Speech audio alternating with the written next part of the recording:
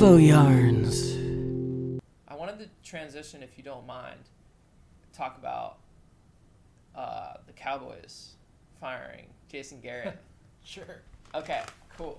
Yeah, so he's out after 3 days or something, 3 meetings, multiple days. Yeah. My thing about the Cowboys is that, and I was talking with my buddy about this last night, is Jerry Jones totally changed the game in terms of monetization in the NFL. And come to today, and I know that the Cowboys make the most money out of any team, and they're the only team with a $5 billion market cap, and then the others in the top 5 all have less than 5. Number 2 is the Patriots with, I think, 4.3 or 4.1.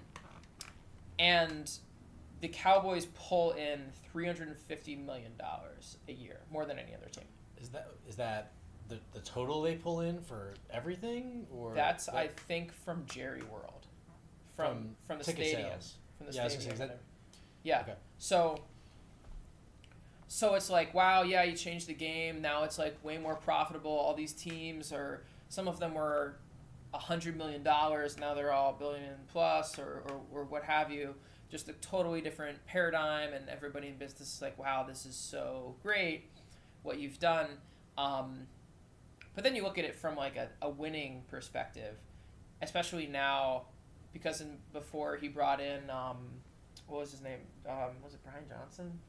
Or When are you talking about? So when Jerry originally came on the scene, he brought on Jimmy Johnson, and that worked out great until egos clashed too much, and then it didn't. And then he brought in another coach, and it worked out again. Barry Switzer Got another Super Bowl. I think Barry Switzer kind of was able to get that one Super Bowl win, just kind of like it was the tail end of Jimmy Johnson. Yeah, off the strength of what was there. Yeah, I think yes. Yeah. Okay, so now he gets Jason Garrett, who's ostensibly a yes man, and like a really good human carpet. I mean, he does seem like a nice guy. He does. Yeah. But I mean, maybe in a way to his detriment. And so now they're gone. I mean, I feel like Jerry should probably, what would be best for him ultimately would not be to quit as the owner, because he would probably feel like he has no purpose. He should quit as general manager. But he should quit as general manager, and he should just stop all media appearances, pretty much. He's not going to do that. Yeah, I know, but he should, right? So what do you make of this crazy paradigm where basically like the owner is just screwing himself out of the team, and people all, like millions of people all around the country loving this team, but Cowboys fans aren't that outraged with Jerry yet. They're still not that outraged, and it just doesn't make any sense to me. And my buddy last night says it must be weird to be a Cowboy fan. It's like an authoritarian dictatorship.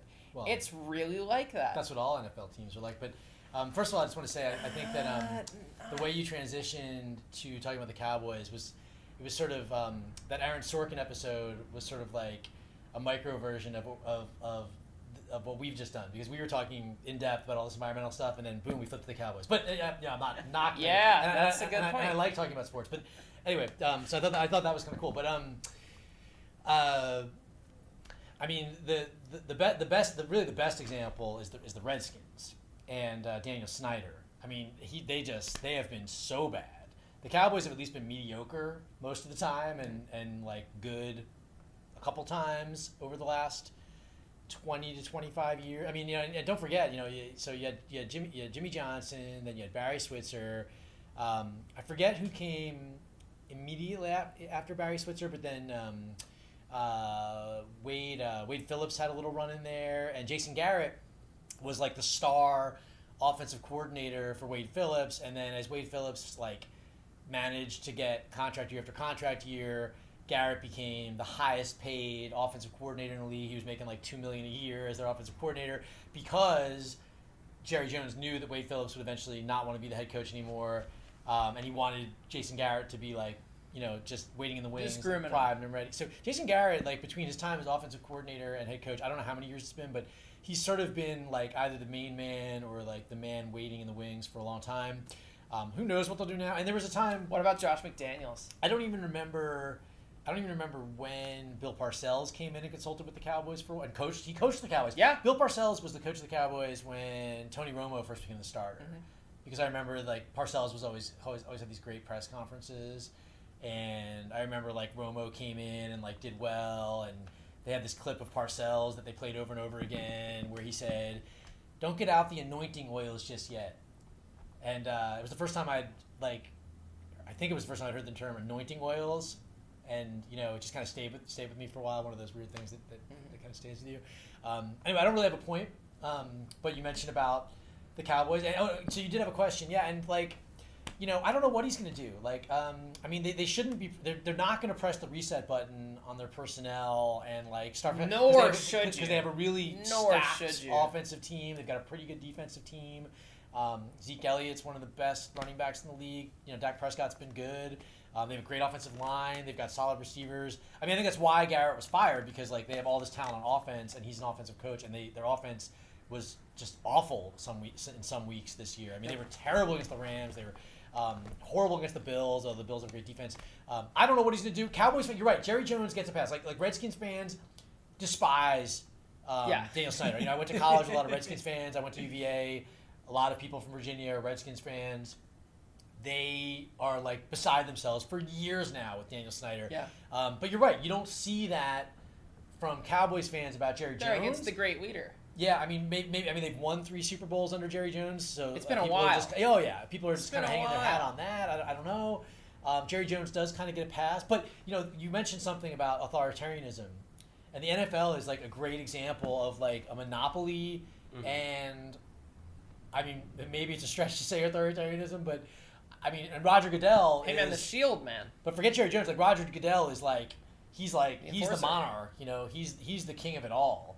Look what they're doing to Antonio Brown right now, who I'm not excusing in any way. I read some of the stories about his group texts. What you're about to say.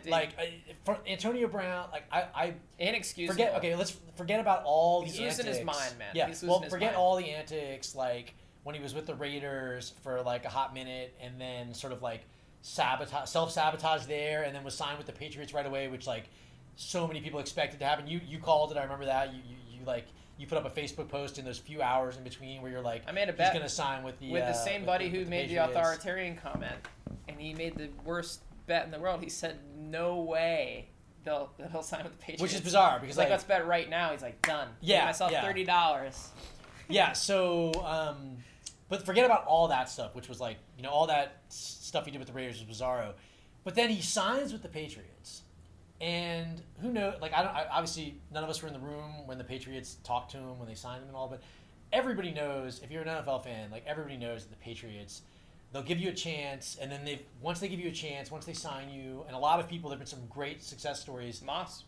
There's been a lot with the Patriots, but everyone kind of knows that they lay down the law, no antics, nothing, we keep things in-house, we don't want any media problems. And then what does he do within a week? He plays 1 week for them, and somewhere along the way, he sends out a group text that includes the person who one of the people who accused him of sexual assault.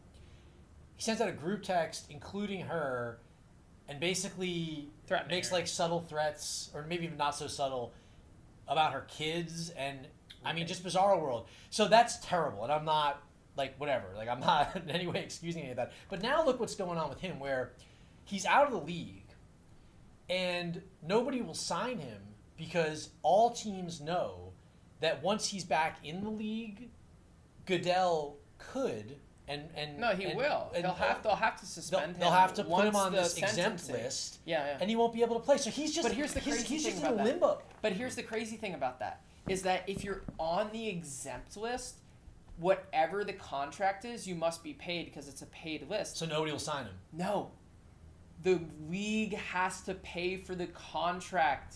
The league pays the contract? The league pays for the contract if they're on the exempt list. So this is the interesting thing about the Saints play. when the Saints brought him into Saints practice, worked him out, yeah.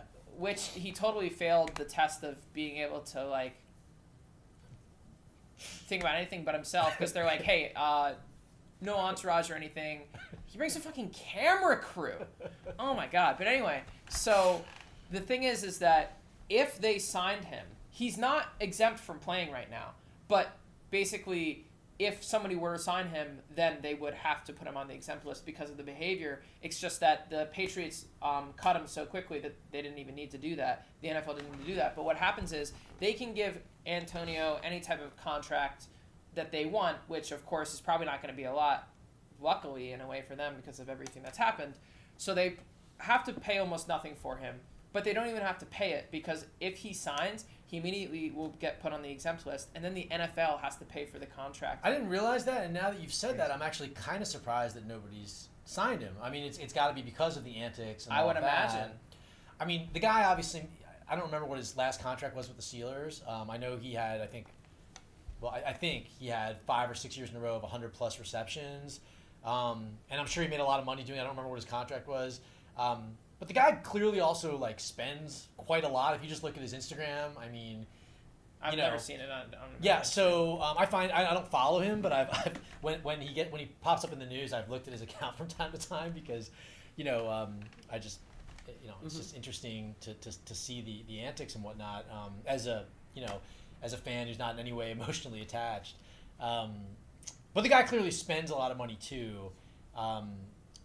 Maybe he's set for life and he's got it all figured out. And he's ideally, like any of these guys that make that kind of money, whatever paycheck they get, they put, I don't know, whatever percentage of it into savings and make sure that they're all set. But who knows if he's doing that or not? All I know is the guy has a lot of toys and does quite a lot of shopping, or maybe a lot of brands. I wouldn't think so nowadays, but maybe a lot of brands are giving him a lot of stuff. I kind of doubt that now. I doubt it. Anyway, yeah, you're right. Like Cowboys fans, not that I talk to a lot of Cowboys fans, 'cause I don't, but just in the general media and what you see, it seems like Jerry Jones gets a pass, whereas clearly Daniel Snyder. I know Daniel Snyder is not, just from like, at least just anecdotally speaking, with like friendships I have with Redskins fans that I went to college with and stuff. They all are just so beside themselves about what's happened to the Redskins under Daniel Snyder. And the Redskins are a storied NFL franchise. They've had a great, an amazing, impressive history, and it's pretty bad right now for them. What's really funny about the general manager situation with Jerry Jones to me is that. I don't know how much Matt really wants to talk about this, by the way. So. Yeah. No, I'm fascinated. It's not something I know that much about. But hey, look, this is your podcast. You guys are the partners. No, just podcast, I'm not trying to. Yeah, to pull back the curtain a little bit, Matt and I espouse things to each other frequently that the other has little to no interest or understanding about. But we still appreciate. If I wanted my revenge, I'd start talking about quantum physics. Yeah, we still appreciate the education of it. Like, there's still things that we get out of each other, cool. Especially because it's not something that we would cover. I mean, professional sports are very much in all of our faces, I guess, right? So. What I was going to say about the general manager thing about Jerry is that Jerry. It's weird because ultimately, yeah, he's done a bad job, but really. Amari didn't get a contract that was crazy, did he? He was supposed to. I think he got a pretty reasonably sized. Okay, but it was supposed to. It was supposed to. All right. I remember the Amari situation. But anyway, but they did sign him, right, for a significant. Pretty portion. sure they locked him in. And then they gave Zeke the craziest one. Yep. But then they're both not performing. But then they haven't given the contract to Dak. And Dak, the quarterback, has performed best out of anybody on the team this season. Yeah, he's been solid. It is surprising that they haven't given him a long-term deal. But maybe they're going to franchise him. What's interesting to me is just, the team owners, that's one thing, right? They are essentially... authoritarian or whatever, and that I guess that could be said for almost any business owner. But then Goodell and the league, I mean, what's most interesting to me is just how these professional sports leagues, they basically have monopoly, and I guess I haven't followed as much of it with other leagues, but with the NFL in particular, Goodell just seems to have so much power, and he's butted heads. He's very professional. He doesn't. When I say he's butted heads, he doesn't go out to the media and make a lot of noise. Yeah, it's all behind closed doors. But from everything I've read, I mean, he's had some serious run-ins with Jerry Jones and with Robert Kraft, who own the two most valuable franchises and are two of the most well-known owners. But at the end of the day, the owners are the ones who essentially employ him, and they keep him on because his initiatives, while he's been commissioner of the NFL, these guys have just made so much money. I mean, I don't know if it was Goodell's idea to like start up Thursday Night Football or the NFL Network, but just those two things alone, I don't know what the numbers are, but those two initiatives have made so much money for these owners. And I mean, Goodell makes an insane amount of money, but does he? How well, much money for an individual person, he makes an insane amount of money. But when you look at it from the perspective of the owners who pay him, it's not that much money for them. I think he makes $40 million a year. Okay. So that means that every owner is chipping in like $1.5 million a year or something to pay this guy who has helped them to make so much money. Yeah, so it's right. But if you think about from his perspective, it's a ton of money. I mean, $40 million a year. Think about that. It always. But that's one of the, that would be like a max contract. Well, that's the thing. Like any of these contracts, like when you hear about a guy making, think about like the baseball contracts, right? Or like Bryce Harper. Or well, something. Not the baseball or the basketball contracts, but for football, that would be like a max contract. I don't think anybody in the NFL makes that much per year. Any player. I don't know what the highest paid player makes, but I think it's in the 20s. No, Zeke did like a 3-year, $100 million deal or something. I don't think it's that high. Yeah, no, I don't think it's that level. Nemo. You can check on this. Fact check this later. You can put a little flasher on the bottom of it. This is what Zeke actually makes. But but think about it. If any one of these guys makes this $26 million a year, they're getting paid $500,000 a week. Like think about how crazy that is. Like it's so, and I'm not knocking it. Like that's what the market has led them to make. But like that is just so much money. It's an absurd amount of money. It's a lot. And then for parody, David Stern died on Wednesday. Yeah. David Stern was the old commissioner of 30 years of the NBA. Yeah, and when he came into the league, the average basketball salary was $200,000, and then everybody started freaking out when Magic got his 25 years, $25 million deal. $1 million a year. 25 years? Something like that. It was like, we'll give you $1 million a year for 25 years or something. Huh. Or something like that. I think you might want to fact check that. Okay. I'm feeling like I know that Magic got the $1 million deal. Okay. At the time, which is the first ever. And then how he just like totally shifted the paradigm, man. Totally shifted the paradigm, changed everything. We played so we have this little tradition where we play Trivial Pursuit with another family that we're very very close friends with every New Year's Eve. Mm-hmm. And it's Did you win? No. Sorry. No, and it was really upsetting this year to lose that. So we match up where the teams are my wife Michele with our friend Tim, and then I play with Tim's wife Julie. And Julie and I had won 2 years in a row, and we lost this year, even though we blew it. Julie and I blew it. No, not to discredit Michele and Tim on their win, but anyway, one of the questions we had, which I thought was kind of like a bizarre question, just the way that.